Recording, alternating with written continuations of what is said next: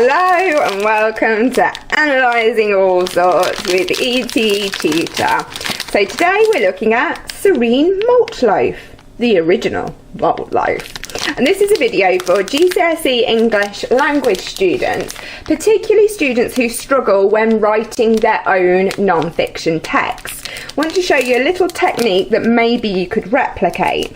So here, this product is actually the speaker. Yeah, you can see first person pronoun, I'm there, so that's a good clue that this product is speaking to us directly. Okay, so it's been, what's it been? It's been personified. So let's have a read and see if this could be useful to you. So the secret's in the squidge. Squeeze me, come on, don't be shy. There, feel that. That's squidgy power, that is. Deliciously chewy fruitness, bursting with energy to help you keep fueled up and ready for action.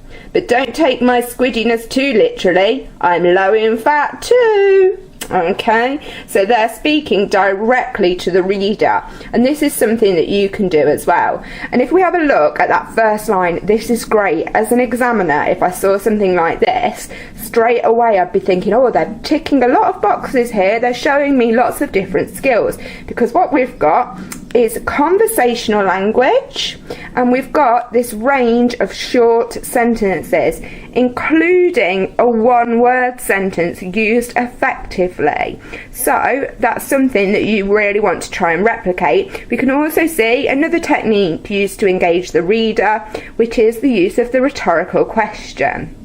Alright then, I hope that's helped. I'm starting to feel a little bit peckish now, so I might have myself some malt loaf and you can hopefully carry on revising. All the best with your studies, like and subscribe.